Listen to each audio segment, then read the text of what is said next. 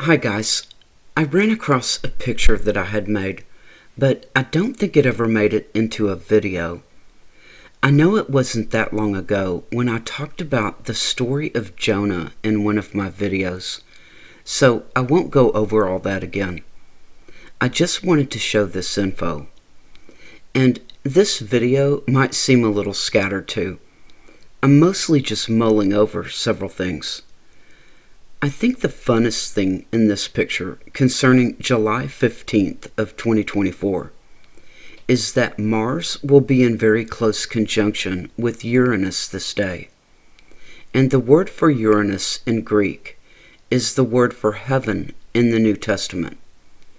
And the first thing I thought when I saw this conjunction was war in heaven, because Mars is mostly known as the god of war. So we've got war in heaven, which is a match to the star date of Jonah's eclipse. From my recent Jonah video, if Jonah was tossed overboard by his shipmates during this eclipse to appease God and calm the raging seas, and then got swallowed up by the big fish for 3 days and 3 nights, then perhaps it was also a bit of a war in heaven before God decided to give Jonah a second chance. Some, including myself, pegged the Jonah story to this eclipse that happened over that region in 763 BC. And that's what I'm showing here from Stellarium in the bottom right-hand corner of my screen. The Stellarium date in 763 BC is showing June 15th, around 10 a.m. that morning, at the moment of maximum eclipse. And this shot is taken from a location that is closer to the coast than where Nineveh was. But it's that same eclipse that people suspect happened just before Jonah appeared in Nineveh to start warning everyone. And you can see, due to our precession, there is a 1-month shift in our calendars since the days of Jonah back in 763 BC. The Jonah eclipse was dated June 15th, and these days that equates to July 15th. If you are familiar with my channel, then this concept is elementary to you now. But you can see where on God's clock in the heavens that this eclipse occurred. Using the Stellarium artwork, it was right on the side of the upper arm of the Gemini twin known as Pollux. The current date of when the sun is in that particular spot on God's clock is now July 15th, which is right around the corner now. What's amazing is Jonah's eclipse happened in this spot in Pollux. The legend of Castor and Pollux is that they were half-brothers with the same mother, but Pollux, being the son of Zeus, was an immortal, while Castor was not. When Castor died, Pollux begged his father to make Castor immortal too, and promised to give up half of his own immortality. And so it was granted. But really, what is half of immortality? It's like saying you can have half of eternity. I guess I've been thinking a lot about Jonah lately, and perhaps his connection with Simon Peter. You know from my last video that John quoted the Joel 3:13 verse at the end of Revelation 14 twice during his explanation of the menorah formation of 3:13. According to the prophet Joel, those verses that John quoted are about crossing the valley of decision. And it's the only explanation I have for John grabbing Joel 3:13 and repeating it twice. That decisions were made during the 40 days of Noah's flood and the 7 vials getting filled with wrath, which ended exactly during the April 8th eclipse. I also found out that the year that Christianity was legalized was the year 313, February of 313 AD, with the Edict of Milan, when the Roman Empire agreed to give Christians legal status, and much of the extreme persecutions would be ended. It's just one more thing added to a long list of things concerning 313. And these are not obscure, grasping at straws type of connections. I mean, I'm talking about the year 313 being the year that Christianity was legalized across the Roman Empire.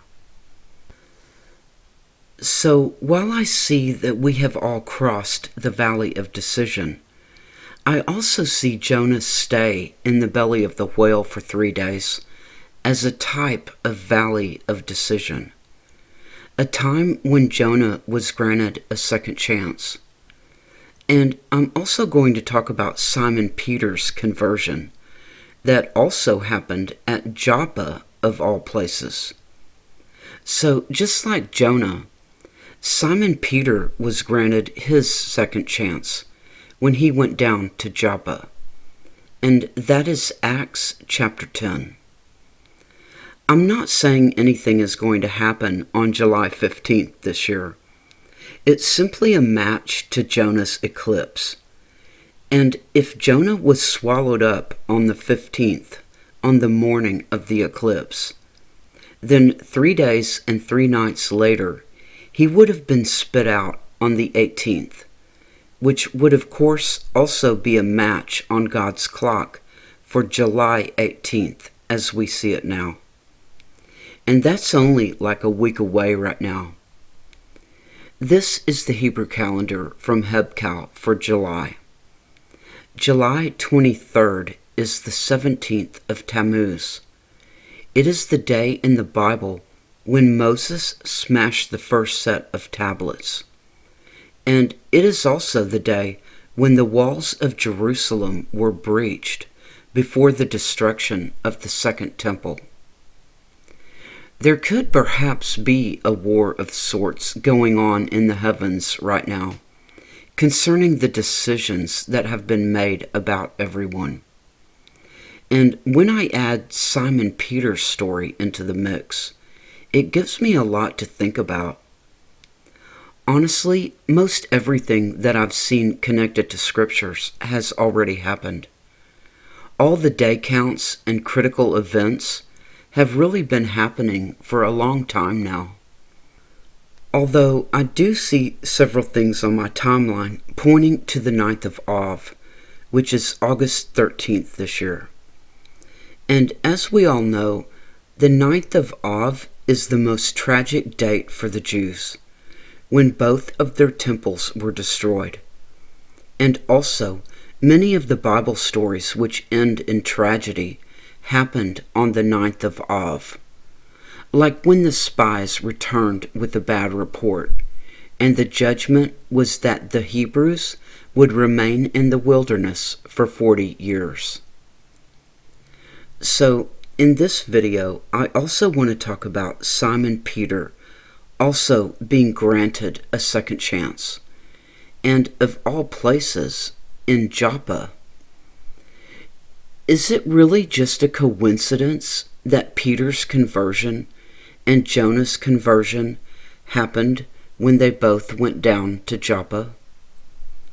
Simon Peter is the antagonist in the New Testament narratives. He is the one who denied even knowing Jesus once Jesus was arrested and bound and put on trial. The one who lied straight to Jesus' face as he accepted the covenant at the table of the Last Supper.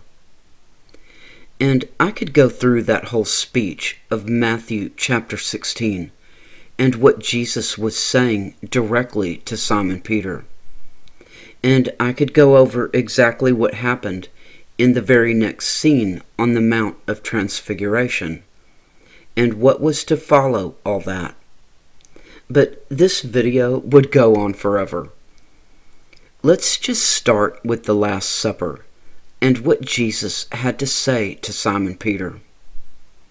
This is from Luke's Gospel, chapter 22, and I'll just read verses 31 through 34. This is after Jesus told them all that one of them would betray him. Of course, as usual, there was an argument about who would be the greatest. Verse 31. And the Lord said, Simon, Simon, behold, Satan hath desired to have you, that he may sift you as wheat. But I have prayed for thee, that thy faith fail not. And when thou art converted, strengthen thy brethren. And he, Peter, said unto him, Lord, I am ready to go with thee both into prison and to death. And he, Jesus, said, I tell thee, Peter, the cock shall not crow this day, before that thou shalt thrice deny that thou knowest me. So, in just those 4 verses, Jesus tells us that Simon Peter is with the adversary. Jesus tells us that Simon Peter is not yet converted. Peter denies it, arguing with Jesus as typical, and then lies to his face. Jesus, knowing better, lets Simon Peter know that before dawn that very night, Peter will deny even knowing him 3 times. And Peter had just accepted the covenant. And of course, everything that Jesus said was exactly what happened. So, when was Peter converted? It is right after the scene in Acts when Jesus takes hold of Saul on the road to Damascus and converts Saul to Paul, who had been a big player for the Pharisees in rounding up, arresting, and even murdering the new Christians. Granted, we are told that Peter was raising the dead and converting many Jews at that time. But when he went down to Joppa and raised Tabitha from the dead, he tarried there a few days with Simon the tanner. In Acts chapter 10, we read that Simon Peter fell into a trance and had a visitation while praying on the rooftop of the tanner's house at high noon. And he was told the message 3 times, What God hath cleansed, that call not thou common. Peter doubted what the vision should mean, and that's when the 3 men showed up from Cornelius to fetch Peter, and he went with them, along with 6 other of his Jewish friends. Cornelius had called together his kinsmen and near friends to hear what Peter had to say. Peter addressed the whole group in verse 28. And he said unto them, Ye know how that it is an unlawful thing for a man that is a Jew to keep company, or come unto one of another nation. But God hath showed me that I should not call any man common or unclean. Therefore I came unto you without gainsaying, as soon as I was sent for. I ask therefore, for what intent ye have sent for me? So there we see what Peter's visitation and vision was all about, when Peter is still believing that it is unlawful for a Jew to keep company with a Gentile, but he's starting to understand. Cornelius tells Peter his own story about why he sent for Peter. And we read that when Peter opened his mouth to speak, he said, Of a truth, I perceive that God is no respecter of persons, but in every nation he that feareth him and worketh righteousness is accepted with him. The word which God sent unto the children of Israel, preaching peace by Jesus Christ. He is Lord of all. And then Peter gave the good news to the Gentiles. We read that while Peter spake to the crowd of Gentiles, the Holy Ghost fell on all of them. And the group of Jews that had come with Peter were astonished because of the Gentiles and how they also received the Holy Spirit. And Peter commanded that all these Gentiles be baptized. So that's really when Peter was fully converted, during his little trip down to Joppa. Mostly, for the moment, I wanted to jump on and talk about Jonah and Peter's trips down to Joppa, and let you see that Jonah's eclipse on God's clock is in the same spot as the sun will be in on July 15th. And then Jonah would be given a second chance on July 18th, if in fact he was thrown overboard by his shipmates during that eclipse in 763 BC. At that point, we will only be about 3 weeks away from the 9th of Av, and I think a lot of people have their eyes on that date, because it really is the saddest day of all for the Jews. And what a day for a rapture. Since I don't want this video to get too scattered with talking about my timeline and other things, I'll save that for later. Until then, hang tight with Jesus and study as much as you can until we all meet up in the kingdom.